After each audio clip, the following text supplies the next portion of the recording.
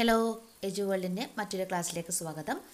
Previous ക്ലാസ്സിൽ നമ്മൾ ഈ കോർപ്പറേഷനുമായി ബന്ധപ്പെട്ടിട്ടുള്ള കമ്മിറ്റികളെ കുറിച്ചാണ് നമ്മൾ ഡിസ്കസ് ചെയ്തിട്ടുള്ളത്. കുറച്ച് കമ്മിറ്റികളാണ് നമ്മൾ ഡിസ്കസ് ചെയ്തിട്ടുള്ളത്. ഏതൊക്കെ കമ്മിറ്റികളാണ് നമ്മൾ ഡിസ്കസ് ചെയ്തിട്ടുള്ളത് ഒന്ന് ഓർമ്മിച്ച് നോക്കിയേ. 1991 മദ്രാസ് ഗവൺമെൻറ് അപ്പോയിൻമെൻറ്റ് ചെയ്തിരിക്കുന്ന കമ്മിറ്റി, പിന്നെ അതേപോലെ തന്നെ അത് കഴിഞ്ഞിട്ട് ഏത് വർഷമായിരുന്നു 1914 മാഗ്ലഗൻ കമ്മിറ്റി നമ്മൾ പറഞ്ഞാണ്. 1926 അപ്പോയിൻമെൻറ്റ് ചെയ്തിട്ടുള്ള റോയൽ കമ്മീഷൻ, അതേപോലെ 1927 അപ്പോയിൻമെൻറ്റ് ചെയ്തിട്ടുള്ള 1000 കമ്മിറ്റി, 1935 അപ്പോയിൻമെൻറ്റ് ചെയ്തിട്ടുള്ള മാൽക്കം ഡാർലിംഗ് കമ്മിറ്റി, അതേപോലെ തന്നെ 1945 അപ്പോയിൻമെൻറ്റ് ചെയ്തിട്ടുള്ള സരയ്യ കമ്മിറ്റി, പിന്നെ നമ്മൾ ലാസ്റ്റ് ഡിസ്കസ് ചെയ്ത് 1951 റിപ്പോർട്ട് സമർപ്പിച്ച all India rural credit survey committee. ഇത്രയുമാണ് നമ്മൾ കഴിഞ്ഞ ക്ലാസ്സിൽ ഡിസ്കസ് ചെയ്തിട്ടുള്ളത്. അപ്പോൾ ആ ഒരു കാര്യങ്ങളൊക്കെ നിങ്ങൾക്ക് എല്ലാവരും പഠിച്ചിട്ടുണ്ടാകും എന്ന് വിശ്വസിക്കുന്നു. സോ നമുക്കിതിൻ്റെ ബാക്കി ഭാഗത്തിലേക്ക് കടക്കാം.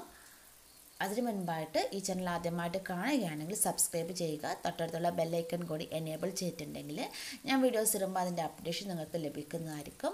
അതോടൊപ്പം തന്നെ ഈ ഒരു കാര്യങ്ങൾ ഈ ചാനൽ എന്ന് പറഞ്ഞാൽ മാക്സിമം ഷെയർ ചെയ്യാൻ വേണ്ടി ശ്രമിക്കുക. കാരണം CSEB എക്സാമിനും അതേപോലെ സ്കാഡ് എക്സാമിനും അതേപോലെ BCom കുട്ടികളുണ്ടാവും, BCom കോർപ്പറേഷൻ, അതേപോലെ HDC JDC ഒക്കെ പഠിക്കുന്നവരുണ്ടാവും. അവർക്കൊക്കെ ആവശ്യപ്പെട്ട ഡീറ്റെയിൽഡ് ആയിട്ടുള്ള ക്ലാസ്സുകൾ ഈ ചാനലിൽ പ്രൊവൈഡ് ചെയ്യുന്നുണ്ട്. അപ്പോൾ അവർക്കൊക്കെ നിങ്ങളുടെ ഫ്രണ്ട്സിന് മാക്സിമം ഷെയർ ചെയ്യാൻ വേണ്ടി ശ്രമിക്കുക.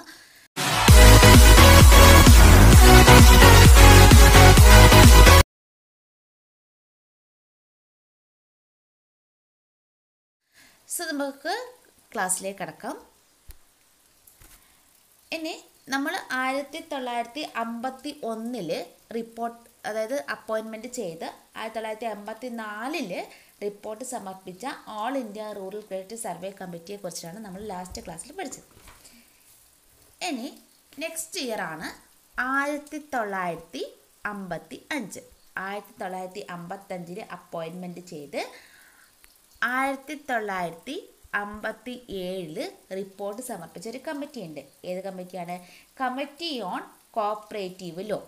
കമ്മിറ്റി എല്ലാവരും എഴുതി എടുത്തോളൂ. കമ്മിറ്റി ഓൺ കോഓപ്പറേറ്റീവ് ലോ ആണ്. ആരായിരുന്നു അതിൻ്റെ ചെയർമാൻ എന്ന് പറഞ്ഞത്? ST രാജയായിരുന്നു അതിൻ്റെ ചെയർമാൻ. ST രാജയായിരുന്നു ആ ഒരു കമ്മിറ്റിയുടെ ചെയർമാൻ എന്ന് പറയുന്നത്. ST രാജയായിരുന്നു. അപ്പോൾ എന്തൊക്കെയാണ് മെയിൻ റെക്കമെൻഡേഷൻ നോക്കാം. ഒന്നാമത്തെ റെക്കമെൻഡേഷൻ ആയിരുന്നു unlimited liability. Unlimited liability societies എന്ന് പറയുന്നത് ആരുടെ റെക്കമെൻഡേഷൻ ആയിരുന്നു? ST രാജയുടെ റെക്കമെൻഡേഷൻ, അല്ലെങ്കിൽ committee on cooperative law. The next recommendation ആയിരുന്നു membership not to open partnership and companies etcetera. അതായത് നമ്മൾ സാധാരണ മെമ്പർഷിപ്പ് ഇൻഡിവിജ്വൽസിനും ചില കേസിൽ നമ്മൾ പല ഇതിൽ ഇഷ്യൂ ചെയ്യുന്ന കേസുകളുണ്ട്. അപ്പോൾ അങ്ങനെ പാർട്ട്ണർഷിപ്പ് ഫേമുകൾക്കോ കമ്പനികൾക്കോ ഈ ഒരു മെമ്പർഷിപ്പ് ഓപ്പൺ ചെയ്യരുത് എന്നാണ് പറഞ്ഞിരിക്കുന്നത് ഈ ഒരു ST രാജ കമ്മിറ്റി പറഞ്ഞിരിക്കുന്നത്. അതായത് മെമ്പർഷിപ്പ് എന്ന് പറയുന്നത്, കോപ്പറേറ്റീവ് സൊസൈറ്റികളിലെ മെമ്പർഷിപ്പ് എന്ന് പറയുന്നത് ഓൺലി ഇൻഡിവിജ്വലിന് മാത്രമാണ് നമ്മൾ പ്രൊവൈഡ് ചെയ്ത് കൊടുക്കേണ്ടത്. അല്ലാതെ പാർട്ട്ണർഷിപ്പ് കമ്പനികൾക്കോ പാർട്ട്ണർഷിപ്പ് ഫേമുകൾക്കോ കമ്പനികൾക്കോ ഓപ്പൺ ചെയ്ത് കൊടുക്കരുതെന്ന് പറഞ്ഞു. നെക്സ്റ്റ് പറഞ്ഞതായിരുന്നു decentralisation powers of registration. Decentralisation powers on registration. Next പറഞ്ഞതാണ് one man one vote no proxy system. One man one vote എന്ന് പറഞ്ഞിട്ടുള്ള ആരാണ്? വൺ മാൻ വൺ വോട്ട് എന്ന് പറഞ്ഞിട്ടുള്ളത് മാഗ്ലഗൻ കമ്മിറ്റിയാണ്. പക്ഷെ അതിൻ്റെ കൂടെ ഒരു ടേമും കൂടി ചേർത്തിട്ടുണ്ട്, one man one vote no proxy system. Okay, അപ്പം ഒരാൾക്ക് ഒരു പ്രോക്സി സിസ്റ്റം അലൗഡ് ചെയ്യരുത് എന്നാണ് പറഞ്ഞിരിക്കുന്നത്. ഇനിയിപ്പോൾ one man one vote Maclagan committee അല്ലേ എന്ന് ഒരു കമൻറ്റ് ബോക്സിൽ കമൻറ്റ് ഇടരുത്. One man one vote proxy system allowed അല്ല, നോ പ്രോക്സി സിസ്റ്റം അങ്ങനെയാണ് പറഞ്ഞിരിക്കുന്നത്. അതായത് ചില ആൾക്കാരുണ്ട് പറയുന്നത് മൊത്തം കേൾക്കാതെ എന്തൊക്കെയോ പറയുന്നവർ. അങ്ങനെയല്ല, ആദ്യം ഞാൻ പറഞ്ഞ് ശ്രദ്ധിക്കുക. One man one vote no proxy system എന്ന് പറഞ്ഞിട്ടുള്ളത് ഈ ഒരു കമ്മിറ്റിയാണ്. അതേപോലെ all state should establish cooperative tribunals. All state should establish cooperative tribunals. എല്ലാ സ്റ്റേറ്റും എന്ത് ചെയ്യുക? എല്ലാ സ്റ്റേറ്റിലും അറ്റ്ലീസ്റ്റ് കോഓപ്പറേറ്റീവ് ട്രിബ്യൂണലുകൾ വേണം. പിന്നെ പറഞ്ഞിരിക്കുന്നത് നമ്മൾ സാധാരണ പറഞ്ഞിരിക്കുന്ന രീതി തന്നെയാണ്. എന്താണ്? Nominal or associate members as no voting powers, shares or dividend. അതായത് നമ്മൾ സാധാരണ പറഞ്ഞിരിക്കുന്ന കേസാണ്. നോമിനൽ അല്ലെങ്കിൽ അസോസിയേറ്റ് മെമ്പേഴ്സിന് യാതൊരു വിധത്തിലുള്ള വോട്ടിംഗ് റൈറ്റും ഇല്ല, അതേപോലെ ഷെയർസോ ഡിവിഡൻഡൊന്നും കൊടുക്കാൻ വേണ്ടി പാടില്ല. അപ്പോൾ ഇത് ചിലപ്പോൾ ചോദിക്കാൻ വേണ്ടി സാധ്യതയുണ്ട്. Nominate or associate members as no voting right എന്ന് പറഞ്ഞിട്ടുള്ള കമ്മിറ്റി ഏതാണ്? Committee on cooperative law. അപ്പോൾ എന്തൊക്കെയാണ് പ്രത്യേകത ഒന്നുകൂടി പറയാം. 1955 അപ്പോയിൻമെൻറ്റ് ചെയ്ത് 1957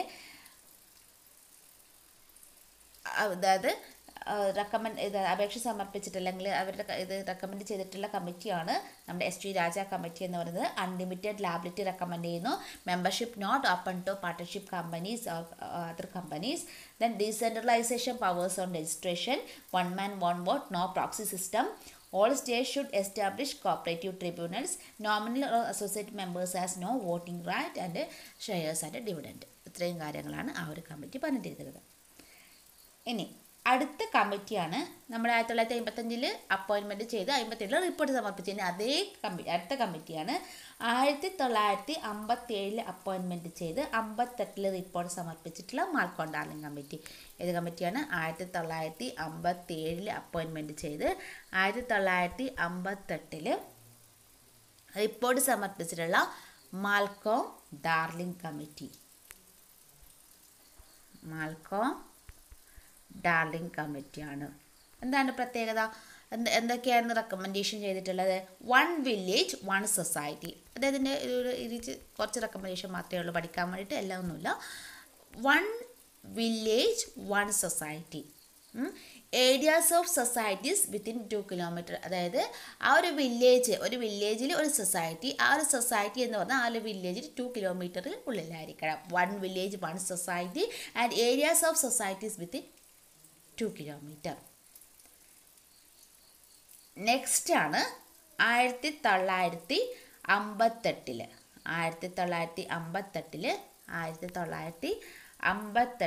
national Development Council. NDC, National Development കൗൺസിലിൻ്റെ ഫോർമേഷൻ. പ്രധാനപ്പെട്ടിട്ടുള്ള ഒരു കാര്യം മാത്രമല്ല, ഫോർമേഷൻ ഓഫ് SCBs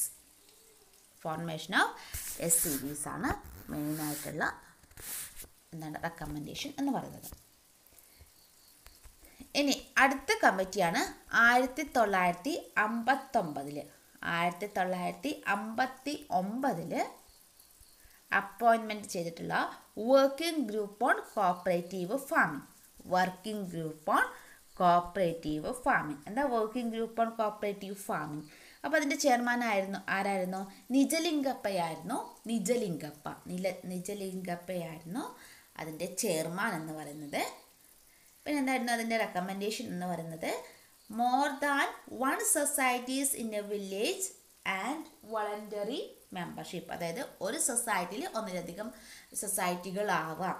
നേരത്തെ 1 വില്ലേജ് 1 സൊസൈറ്റി എന്ന് പറഞ്ഞ ആരായിരുന്നു? മാൽക്കോം ഡാർലിംഗ് കമ്മിറ്റി ആയിരുന്നു. അത് നേരെ ഓപ്പോസിറ്റ് ആയിട്ടാണ് നിജലിംഗപ്പ പറഞ്ഞിരിക്കുന്നത്. എന്താണ്? More than 1 society in A village and voluntary membership. പിന്നെ പറഞ്ഞിരിക്കുന്നത് പവർ വെസ്റ്റ് വിത്ത് ജനറൽ ബോഡി. അതായത് ഒരു കോപ്പറേറ്റീവ് സൊസൈറ്റിയിൽ ജനറൽ ബോഡിക്കാണ് ഫുള്ളായിട്ട് മൊത്തമായിട്ടുള്ള പവർ എന്ന് പറഞ്ഞിട്ടുള്ളതും ഈ ഒരു കമ്മിറ്റിയാണ്. അത്രമാത്രം അതിൽ ഓർത്ത് വെച്ചാൽ മതി. നെക്സ്റ്റ് വണ്ണാണ് 1959 അപ്പോയിൻമെൻറ്റ് ചെയ്ത് 1960 റിപ്പോർട്ട് സമർപ്പിച്ച committee on cooperative credit.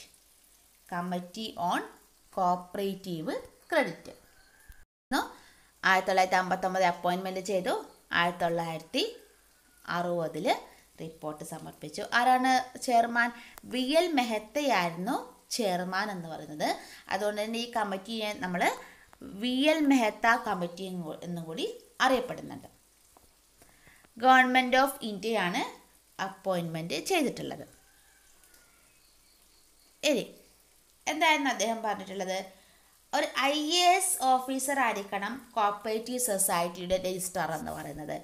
IAS ഓഫീസറാണ് കോപ്പറേറ്റീവ് സൊസൈറ്റിയുടെ രജിസ്ട്രാർ ആയിരിക്കേണ്ടത്. ദെൻ അത് അപ്പം നമ്മളിപ്പോൾ അത് ആ ഒരു സിസ്റ്റം തന്നെയാണ് ഫോളോ ചെയ്ത് വരുന്നത്. നെക്സ്റ്റ് എന്താണ് പറഞ്ഞത്, state aid should not cause it for government interference. അതായത് സ്റ്റേറ്റ് എയ്ഡ് നമ്മൾ പിന്നെ എന്താണ് ഈ കോപ്പറേറ്റീവ് സൊസൈറ്റിക്ക് സ്റ്റേറ്റ് അവരുടേതായ എയ്ഡ്സ് കൊടുക്കുന്നുണ്ട്. അപ്പം അങ്ങനെയുള്ള സ്റ്റേറ്റ് എയ്ഡുകൾ should not cause it for government intervention അങ്ങനെ കൊടുക്കുന്നുണ്ടെങ്കിൽ തന്നെ അവരുടെ കോപ്പറേറ്റീവ് സൊസൈറ്റീസുമായിട്ട് ബന്ധപ്പെട്ടുള്ള കാര്യങ്ങളിൽ ഗവൺമെൻറ് ഇടപെടരുത്. അപ്പോൾ state aid should not cause it for government intervention. പിന്നെ എന്താണ് പറഞ്ഞിരിക്കുന്നത്, പാക്സിൻ്റെ credit limit of PACS should be determined. പാക്സിൻ്റെ അതായത് പ്രൈമറി അഗ്രികൾച്ചർ ക്രെഡിറ്റ് സൊസൈറ്റിയുടെ ക്രെഡിറ്റ് ലിമിറ്റ് ഡിറ്റർമിൻ ചെയ്തിരിക്കണം. പിന്നെ എന്താ പറഞ്ഞിരിക്കുന്നത്, at village level only one institute is required for supply credit. Village ലെവലിൽ ക്രെഡിറ്റ് സപ്ലൈ ചെയ്യാൻ വേണ്ടി ഒരു ഇൻസ്റ്റിറ്റ്യൂട്ട് മാത്രം മതി. വില്ലേജ് ലെവലിൽ ക്രെഡിറ്റ് സപ്ലൈ ചെയ്യാൻ വേണ്ടി ഒരു ഇൻസ്റ്റിറ്റ്യൂട്ട് മാത്രം മതി എന്ന് പറഞ്ഞ കമ്മിറ്റി ആരാണ്, ഈ ഒരു VL മെഹ്ത്ത കമ്മിറ്റിയാണ്. അതേപോലെ തന്നെ APP എന്താണ്, അഗ്രികൾച്ചറൽ പ്രൊഡക്ഷൻ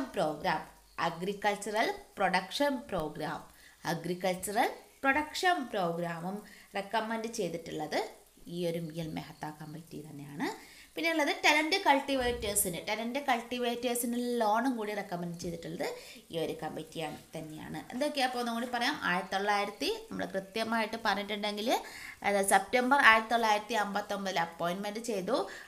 മെയ് 1960 റിപ്പോർട്ട് സമർപ്പിച്ച ഗവൺമെൻറ് ഓഫ് ഇന്ത്യ അപ്പോയിൻമെൻറ്റ് ചെയ്ത VL മെഹ്ത്ത ചെയർമാനായിട്ടുള്ള കമ്മിറ്റിയാണ് കമ്മിറ്റി ഓൺ കോപ്പറേറ്റീവ് ക്രെഡിറ്റ് എന്ന് പറയുന്നത്. മേജറായിട്ടുള്ള റെക്കമെൻഡേഷനാണ് ഒരു കോപ്പറേറ്റീവ് സൊസൈറ്റിയുടെ രജിസ്ട്രാർ എന്ന് പറയുന്നത് ഒരു IAS ഉദ്യോഗസ്ഥനായിരിക്കണം. അതാണ് നമ്മൾ ഓർത്ത് വെക്കേണ്ടത്. അതേപോലെ APP അഗ്രികൾച്ചറൽ പ്രൊഡക്ഷൻ പ്രോഗ്രാമും റെക്കമെൻഡ് ചെയ്തിട്ടുണ്ട്. ബാക്കിയുള്ള റെക്കമെൻഡേഷനാണ് state aid should not cause it for government intervention. അതേപോലെ പാക്സിൻ്റെ ക്രെഡിറ്റ് ലിമിറ്റ് ഇതാക്കണം. അറ്റ് വില്ലേജ് ലെവലിൽ ഗ്രാമതലങ്ങളിൽ എന്താവാനേ പാടുള്ളൂ, ഒരു ഇൻസ്റ്റിറ്റ്യൂട്ട് മാത്രമേ മതിയാകുള്ളൂ അതിന് വേണ്ടിയിട്ട് ക്രെഡിറ്റ് സപ്ലൈ ചെയ്യാൻ വേണ്ടിയിട്ട്. പിന്നെ ടെനൻ്റ് കൾട്ടിവേറ്റേഴ്സിന് ലോണും കൂടി. ഇനി അടുത്ത കമ്മിറ്റിയാണ് 1960 അപ്പോയിൻമെൻറ്റ് ചെയ്തിട്ട് 1960 തന്നെ റിപ്പോർട്ട് സമർപ്പിച്ചിട്ടുള്ള കമ്മിറ്റി ഓൺ കൺസ്യൂമർ കോപ്പറേറ്റീവ്സ് ആരായിരുന്നു, P. നടേശൻ കമ്മിറ്റിയായിരുന്നു. അപ്പം അവരുടെ മെയിൻ ആയിട്ടുള്ള റെക്കമെൻഡേഷനാണ് പ്രൈസ് ഫ്ലക്ച്വേഷൻ ഫണ്ട്. അപ്പോൾ price fluctuation fund related to dash cooperative society എന്ന് ചോദിച്ചിട്ടുണ്ട്. നിങ്ങൾ എന്ത് ആൻസർ എഴുതുമെന്ന് കമൻറ്റ് ബോക്സിൽ കമൻറ്റ് ചെയ്യാം. പിന്നെ എന്താ പറഞ്ഞിരിക്കുന്നത്, കൺകറൻറ്റ് ഓഡിറ്റ് നടത്തണം എന്ന് പറയുന്നത്. കൺകറൻറ്റ് ഓഡിറ്റ് എന്ന് പറഞ്ഞാൽ സെയിം ഫിനാൻഷ്യൽ ഇയറിൽ തന്നെ ഓഡിറ്റ് നടത്തണമെന്നാണ് കൺകറൻറ്റ് ഓഡിറ്റ് എന്ന് പറയുന്നത്. എന്താണ്, setting up of consumer stores, large super market stores, അങ്ങനെയുള്ള കാര്യങ്ങളെല്ലാം ആരാണ്, ഈ ഒരു നടേശൻ കമ്മിറ്റിയാണ്. കൺസ്യൂമർ സ്റ്റോറുകൾ വേണം, സൂപ്പർ മാർക്കറ്റുകൾ വേണം, അങ്ങനെയൊക്കെ പറഞ്ഞിരിക്കുന്നത് ഈ ഒരു നടേശൻ കമ്മിറ്റിയാണ്. പിന്നെ പറഞ്ഞിരിക്കുന്നത് sales tax exemption sale to affiliated primaries. അതായത് സെയിൽസ് ടാക്സ് എക്സംഷൻ സെയിൽസ് വേണം ആർക്ക്, പ്രൈമറി സൊസൈറ്റികൾക്ക്. പിന്നെ എന്താ പറഞ്ഞിരിക്കുന്നത്, ട്രേഡിംഗ് എഗെയിൻസ്റ്റ് ക്യാഷ് നോട്ട് ക്രെഡിറ്റിന് സാധനങ്ങളൊന്നും കൊടുക്കില്ല. ട്രേഡുമായിട്ടുള്ള സംബന്ധിച്ചിട്ടുള്ള കാര്യങ്ങളൊന്നും ക്രെഡിറ്റിനല്ല, എല്ലാം ക്യാഷിനായിരിക്കണം എന്ന് പറഞ്ഞിട്ടുള്ള കമ്മിറ്റിയും കൂടിയാണ് ഈ നടേശൻ കമ്മിറ്റി എന്ന് പറയുന്നത്.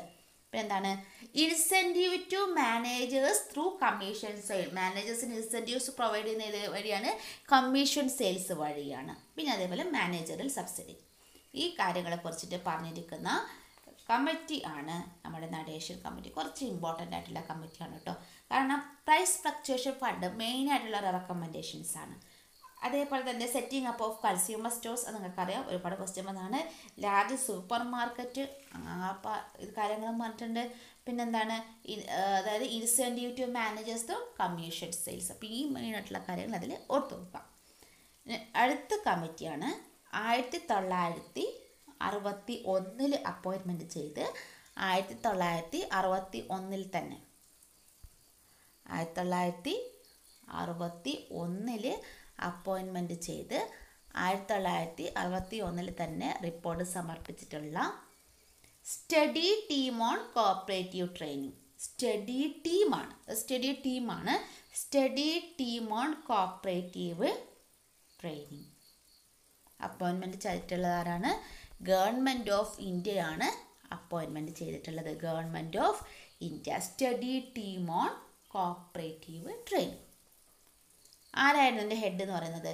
SD മിശ്രയായിരുന്നു അതിൻ്റെ ഹെഡ് എന്ന് പറയുന്നത്. SD മിശ്രയായിരുന്നു അതിൻ്റെ ഹെഡ്. എന്തായിരുന്നു ഇവിടെ പറഞ്ഞിരിക്കുന്നത്? Study team on cooperative training. അപ്പോൾ എന്തായിരിക്കും മെയിനായിട്ടുള്ള റെക്കമെൻഡേഷൻ എന്ന് പറഞ്ഞാൽ ഒന്ന് ഓർത്ത് നോക്കിയേ. അതായത് നമ്മുടെ കരിക്കുലർ സബ്ജക്റ്റുകളിൽ, മെയിൻലി സ്കൂൾസ്, കോളേജ്, അതേപോലെ ഇൻസ്റ്റിറ്റ്യൂഷനുകൾ, അങ്ങനെയുള്ള കാര്യങ്ങളിലൊക്കെ കോപ്പറേഷൻ എന്ന് പറയുന്നത് ഇൻക്ലൂഡ് ആകണം. അതുകൊണ്ടാണ് നമ്മൾ JDC, HDC, അതേപോലെ BCom കോപ്പറേഷൻ എന്നുള്ള സബ്ജക്റ്റൊക്കെ പഠിക്കാൻ വേണ്ടി കാരണം. അപ്പോൾ cooperation must be included in the കരിക്കുലത്തിൽ. അത് കോളേജ് ആയാലും ചെറിയ ചെറിയ സ്കൂളുകളായാലും ഇൻസ്റ്റിറ്റ്യൂഷനുകളായാലും അവിടെ കോപ്പറേഷൻ ഒരു സബ്ജക്റ്റായിട്ട് ചേർത്തിരിക്കണം. അതേപോലെ തന്നെ ഡിസ്ട്രിക്റ്റ് ആൻഡ് സ്റ്റേറ്റ് കോപ്പറേറ്റീവ് യൂണിയൻസുകൾ അവർ സ്ട്രെങ്തൻ ടു അണ്ടർടേക്ക് കോപ്പറേറ്റീവ് ട്രെയിനിങ്ങുകൾ അണ്ടർടേക്ക് ചെയ്തിരിക്കണം. പിന്നെ എന്താണ്? Setting up of institution for research and advance studies in cooperation. അതായത് കോപ്പറേഷൻ അതായത് റിസർച്ചിനും അതേപോലെ അഡ്വാൻസ് സ്റ്റഡിക്കും ഏതുമായിട്ട് ബന്ധപ്പെട്ടിട്ടുള്ളത്? കോപ്പറേഷനുമായി ബന്ധപ്പെട്ടിട്ടുള്ള റിസർച്ചിനും അഡ്വാൻസ് സ്റ്റഡീസിനും ഒരു ഇൻസ്റ്റിറ്റ്യൂഷൻ സെറ്റപ്പ് ചെയ്യണം. അതേപോലെ തന്നെ ഗീവ് മെമ്പർഷിപ്പ് ടു സ്റ്റുഡൻസ്, അതായത് സ്റ്റുഡൻസുകൾ, അതായത് സ്കൂളുകളിലൊക്കെ സ്റ്റുഡൻറ്റ് കോപ്പറേറ്റീവ് സൊസൈറ്റി തുടങ്ങണമെന്നാണ് പറഞ്ഞിരിക്കുന്നത്. അപ്പോൾ ഇത്രയും കാര്യങ്ങളാണ്. പിന്നെ അതേപോലെ എന്താണ്? Setting up of national board for cooperative ട്രെയിനിങ്ങിന് വേണ്ടിയിട്ട് ഒരു നാഷണൽ ബോർഡും കൂടി തുടങ്ങണമെന്ന് പറഞ്ഞിരിക്കുന്നത് ഈ ഒരു മിശ്ര കമ്മിറ്റിയാണ്. അപ്പോൾ മെയിനായിട്ടുള്ള റെക്കമെൻഡേഷൻ എന്താണ്? കരിക്കുലത്തിൽ നമ്മൾ സ്കൂളുകളിലും കോളേജുകളിലും അതേപോലെ റൂറൽ ഇൻസ്റ്റിറ്റ്യൂഷനുകൾ കോപ്പറേഷൻ ഒരു സബ്ജക്റ്റായിട്ട് ഇൻക്ലൂഡ് ചെയ്യണം. അതേപോലെ റിസർച്ച് ഇൻസ്റ്റിറ്റ്യൂട്ട്, കോപ്പറേഷന് വേണ്ടിയിട്ട് റിസർച്ച് ഇൻസ്റ്റിറ്റ്യൂട്ട് തുടങ്ങണം. അതേപോലെ മെമ്പർഷിപ്പ് സ്റ്റുഡൻസിനൊക്കെ അണ്ടർടേക്ക് ചെയ്ത് തുടങ്ങണം. അതേപോലെ നാഷണൽ ബോർഡ് ഫോർ കോപ്പറേറ്റീവ് ട്രെയിനിങ്ങിന് വേണ്ടിയിട്ട് ഒരു നാഷണൽ ബോർഡും കൂടി സ്റ്റാർട്ട് ചെയ്യണമെന്നാണ് ഈ ഒരു കമ്മിറ്റി പറഞ്ഞിരിക്കുന്നത്. ഇനി അടുത്ത കമ്മിറ്റി എന്താണ്? 1961 നമ്മൾ ആദ്യം പറഞ്ഞു 1961 അപ്പോയിൻമെൻറ്റ് ചെയ്ത് 1961 ഇത് റിപ്പോർട്ട് സമർപ്പിച്ചിട്ടുള്ള ഈ ഒരു കമ്മിറ്റി. ഇനി ഇതേ 1961 തന്നെ വേറൊരു കമ്മിറ്റീനെ അപ്പോയിൻമെൻറ്റ് ചെയ്തിരുന്നു. 1961 തന്നെയാണ്. Committee on തക്കാവി loans. ആരായിരുന്നു അപ്പോയിൻമെൻറ്റ് ചെയ്തിട്ടുള്ളത്? ഗവൺമെൻറ് ഓഫ് ഇന്ത്യ ആയിരുന്നു അപ്പോയിൻമെൻറ്റ് ചെയ്തിട്ടുള്ളത്. ഗവൺമെൻറ് ഓഫ് ഇന്ത്യയാണ് അപ്പോയിൻമെൻറ്റ് ചെയ്തിട്ടുള്ളത്. ആരായിരുന്നു ചെയർമാൻ?